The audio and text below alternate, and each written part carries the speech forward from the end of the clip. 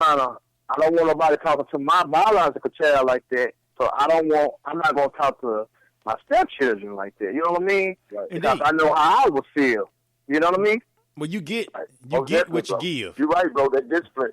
I'm the same way. Like, with my daughters, like, I never whooped them, never hollered at them. I don't want nobody else doing that. And that's what it goes back to what we said when we first started talking earlier tonight. Everybody has to get involved. You got to get the biological and the steps all together. As adults, you should be able to do that. It's Look, you got children involved. You got what do they children say? involved, and this is my do's and this is my don'ts. And be firm on them.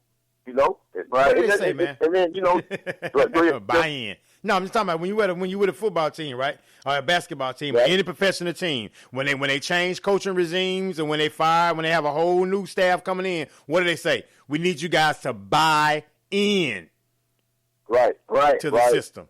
So as you were saying, Vincent, though, if everybody buys in, if everybody understands that this is for the betterment of our household functioning, right, then everybody wins.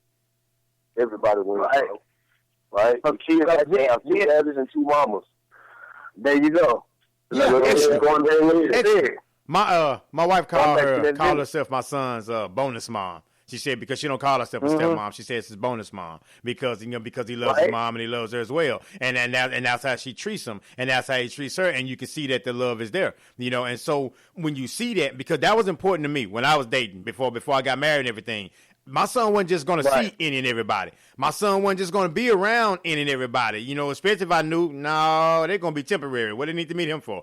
Right? And so as you say, it is about how you introduce him and bring him in, because it was important to me that any woman that I brought into my life, my son is not going away, right? So they're going to have to love and care for my son. And if they didn't show those characteristics and qualities, then no, I did not want to incorporate them into my life. And the same thing I would expect with any woman that I deal with. If you want to make sure, if you have children, you want to be sure that the kind of cat you bringing in is going to be the kind of quality of a cat that you want your daughters to date when they get older, or to that degree, rather than you bringing in more chaos and more confusion and more animosity. Who needs that? Every single day you wake up in the morning because of some decision that another adult has made. Now I got to deal with this chaos. Because you chose somebody that wasn't any good. You know what I mean? I think you got to be passionate, bro.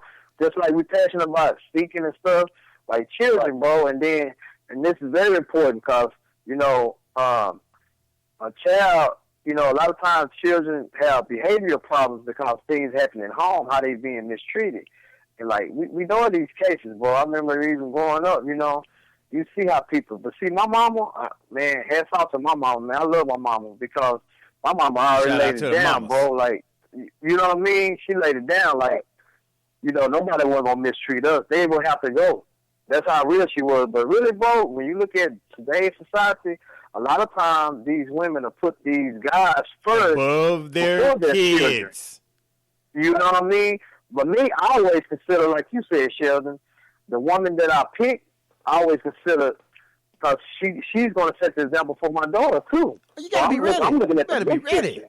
I ain't looking at it. I'm just going to go mess with you and all this stuff here. And then what kind of example are you wearing provocative clothes? Because I don't want my daughter to be dressing like that or talking crazy. And, so you got to be real careful and mindful who you have around these children. I hate drama. What kind of example they set. I don't know about y'all, but I hate drama. I can't stand drama. I hate fussing, arguing, all that yelling and hollering, all that. Man, miss me with all that. I can't stand that, man. Yeah. I can't. Because my thing is that, you want to have a harmonious environment as best as you can. Right. You fight traffic. You may fight with coworkers. You may fight with siblings. But why you want to come home and fight your spouse?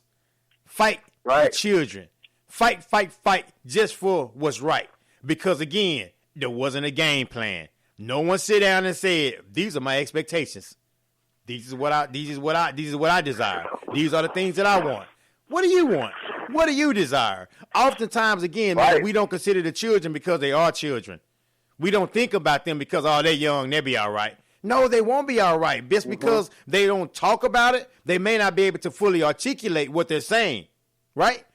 You know, so we have to really be considerate in everything that we do and how we do it, especially in these blended environments. How do I talk to my wife? How does my wife talk to me? How do I talk to the grandkids? How does the grandkids talk to me? How do I talk to her children? There you go. You know, how does she talk to my children? You know, and we have to be able to just create that front. You know, again, this is a united front of peace. This is a united front that mama said this, daddy said this. There's no going between. We're not going to play both sides. Right. No, this is a team, baby. This is a team. Teamwork make the dream work. And a lot of times, though, man, you got people that haven't bought into the concept. It's really selfish. I feel this way, and you should understand that, and I'm not budging. You know, well, I feel this way. Right. You should understand that. I'm not budging. This was here before you got here. Okay, I understand that was here before I got here, but there still has to be some compromise somewhere. But it goes back to what you said too. You know, a little earlier. If you go in, what I learned, even with, you know, my ex-wife, you know, and them boys, I helped raise them. They big now, and they don't forget, you know, that love. I went in with love. I didn't go in trying to discipline them. Yeah. I went in with love, and then understanding. When you have that, kids, they know love, bro. A baby is truthful. You know what I mean? And they will see that. That's that baby nature is truthful. They will see that. You know, they love you. If you're doing, you know what I'm saying, what's right, you showing that love, you're going to get that love from that child. But if you, you know, you going down trying to run from, you know, off the muscle and, because I'm man, the you man. got to take your time. Right. There you go. I'm the man. That's what created a lot of chaos with the, you know, because like I said, you're coming into a sensitive situation most of the time anyway. It's a lot of dynamics involved with these, with co-parenting.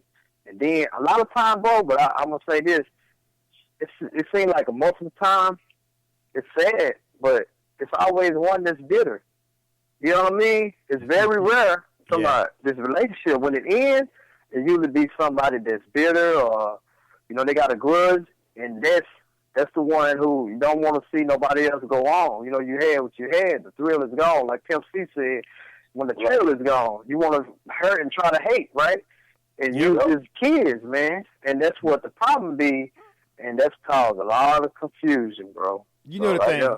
You know the thing that gets me when people do that kind of stuff, though, like say in a relationship and somebody break up and then they really not happy for you, but they say, oh, man, you know, they got a good woman. Okay, if you know that person was a good woman and then you really didn't treat that person right, do you just not know how to treat good people? Or is that just something to say? Right. Or even when even when a dude get married to another woman, oh, well, she lucky, she got a good man. You know, I mean, so, but if he was your dude, then do you just not know how to treat good men? You know what I'm saying, though?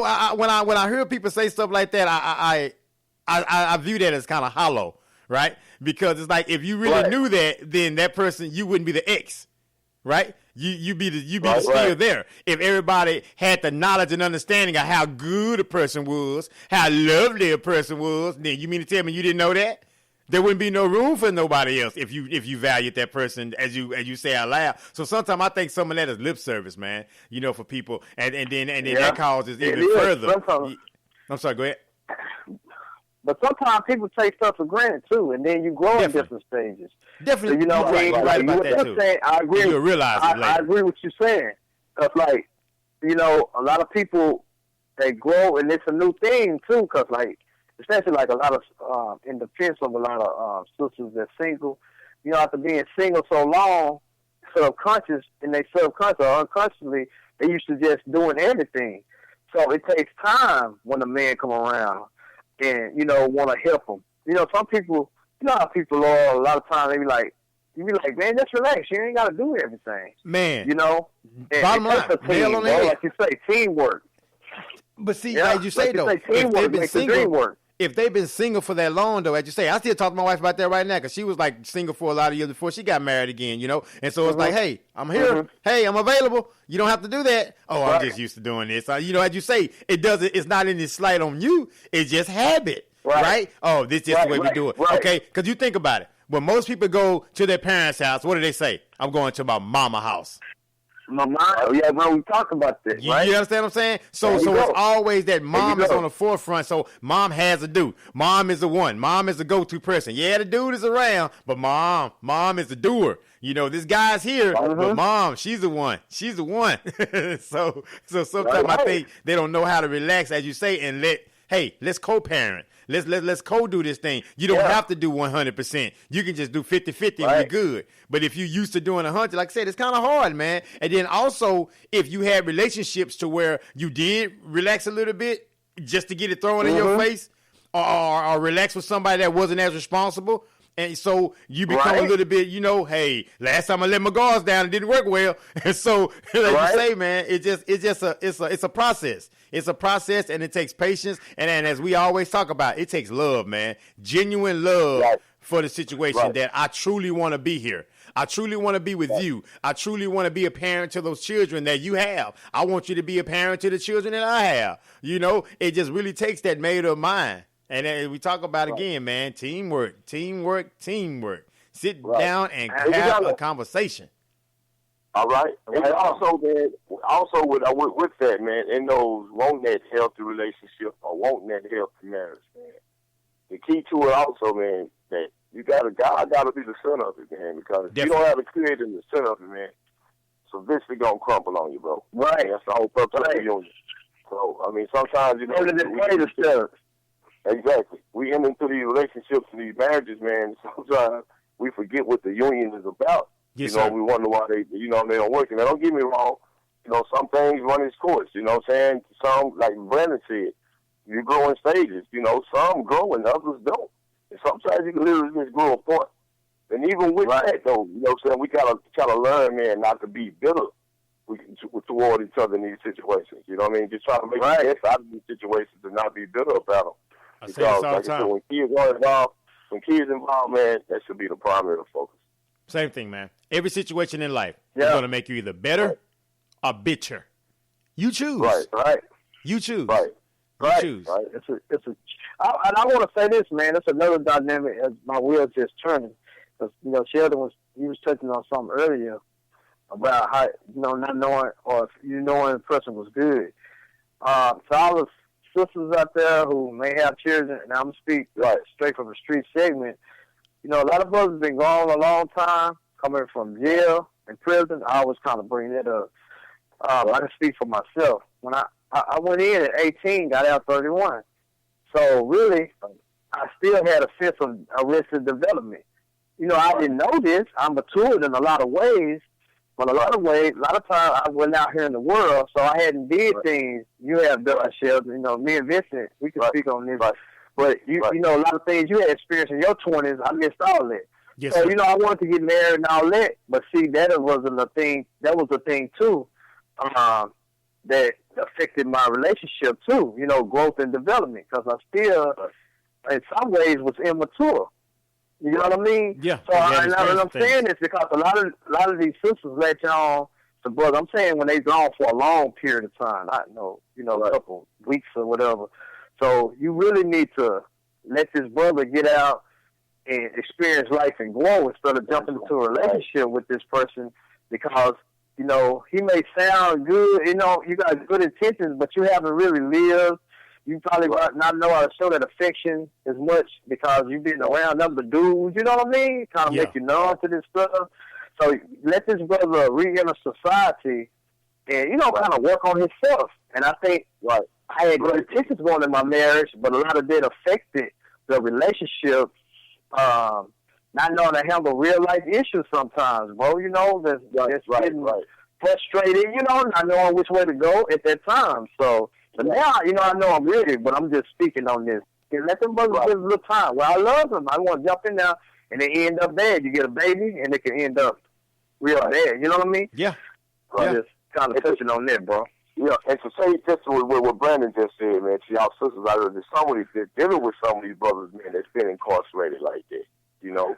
Also, like he said, give them a little time because time is what a lot of them need, man. So like in myself, you know what I mean? I did 10 years my first trip. But, I had never been in no real relationship.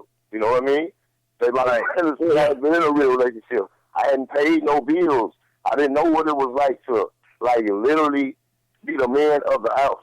You know what I mean? Right. So responsibility. Right. And man meaning mine, not just the masculinity. You know what I mean? I didn't have that. And sometimes, like Brandon said, y'all sisters will see it, man. So some of the brothers come out looking like eye candy. You know what I mean? I know. Right. One of them at one point in time. You know, so really sometimes we need that extra time just to sit back and see if we can maintain life.